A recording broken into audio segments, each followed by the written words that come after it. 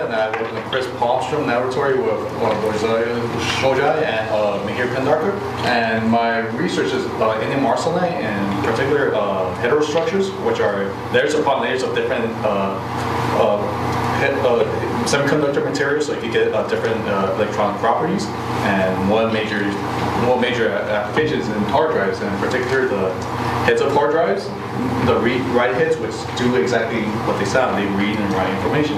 And the way how they do it is by exploiting this phenomenon called giant magnetoresistance. And the way how this works is that it changes the electrical resistance by the heads of magnetization. So in this case, it will allow electrons with only a certain spin to pass through it, or it will allow none of the electrons to go through it. So that way it reads or writes. And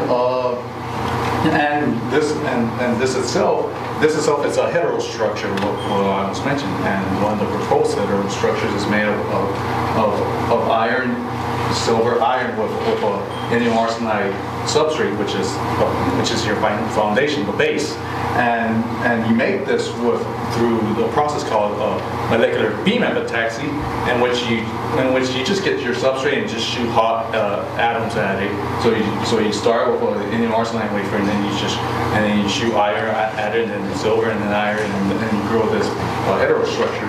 And the reason why I use indium arsenide in this case is because it does exactly what I just mentioned right there. It does what you want.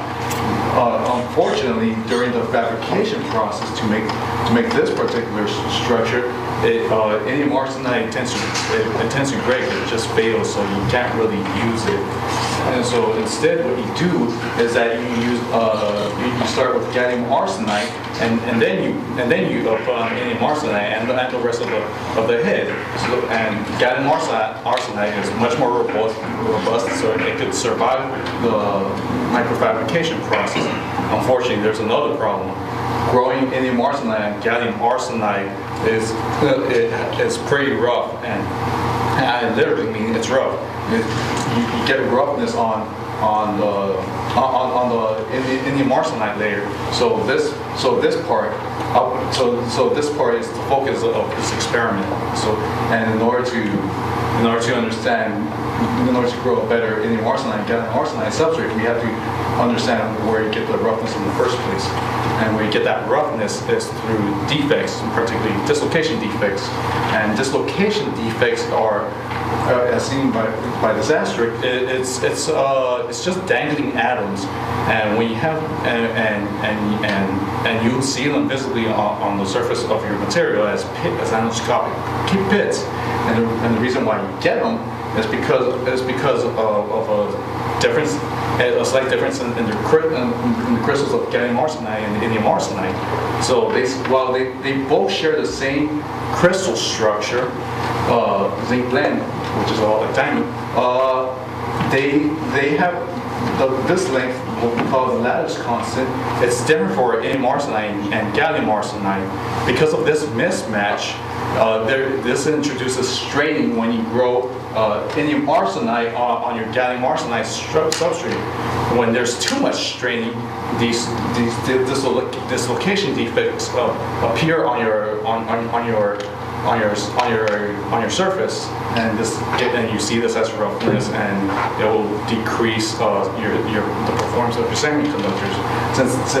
Since the straining depends on the thickness, we'll be growing various so the goals are we'll be growing various thicknesses. We will be characterizing the surface morphology using two different microscopy techniques, and we'll be measuring the transfer properties using the Holophilic experiment. Since I already mentioned about molecular beam epitaxy, and we'll be growing at these thicknesses, I'll jump right into the microscopy methods. So these two of them, we use atomic force microscopy, which it does exactly what this figure shows you, is that it just gets a microscopic tip, and it just taps your surface, and it keeps a at a constant force. and it collects all the data, and since it's going up and down and doing throughout the entire surface, you can get a 3D plot of this, and this will be incredibly useful information. We also use optical microscopy using the Normarsky imaging. And Normarsky imaging gives you a nice 3D relief of your 2D image, and the way how it does that is that the optical length of the optical path length of your photon as it enters through a transparent material, there will be a difference, and through this difference you can see otherwise subtle otherwise transparent defects that you won't see elsewhere. And to measure the performance of your semiconductor, we use the Hall effect with the setup called the Van der Pol setup. Now the Hall effect is a creation of voltage across your semiconductor under the external magnetic field. And typically it's only along your semiconductor, but the Hall effect introduces voltage across it. And when you have it arranged with the Van der Pol setup, you could calculate the sheet resistance, and in conjunction with the Hall coefficient from the typical Hall effect experiment, you could reveal a lot about your semiconductor. You could reveal any properties, and the two I'm going to be talking about is the electron mobility, which tells you how fast are the electrons moving through your semiconductor, and the electron density, which tells you how many electrons are being conducted through your material. So here are some data we collected. So notice the first three images. These are the images we typically expect. The 500 nanometer one's a little bit dirty, but that's fine. The 100 nanometer one, it unfortunately had some growth issues. Either the temperature was not correct, or there wasn't enough arsenic for the conditions to grow. And so you see these mounds, and so it just tells this data set is going to be off. But you can see with these mounds, you can also see them in the next series of the AFM.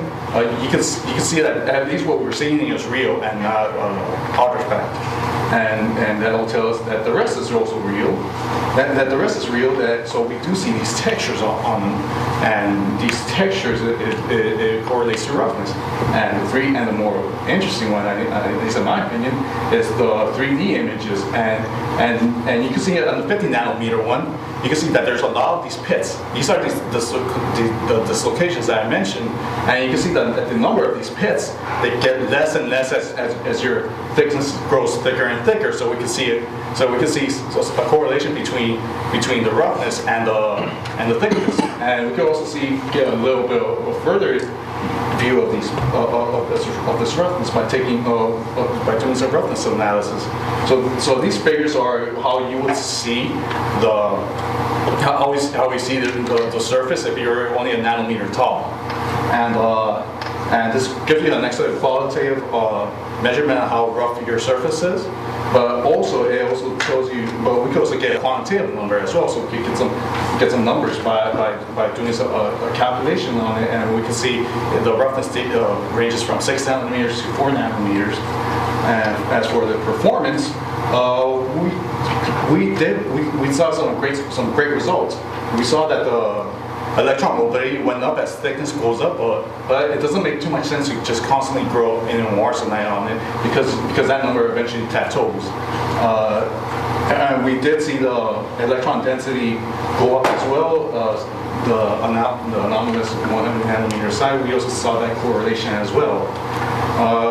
So from this data, we could conclude, we could at least begin to say that for thickness, that thickness has the following effects on indium arsenide, grown on gallium arsenide.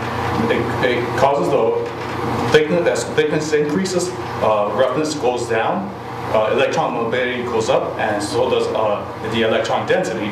Now, in comparison with something much more ideal, such as indium arsenide boron, indium arsenide, which shouldn't have and doesn't have any, right, or at least it shouldn't have any defects because there's no lattice mismatch.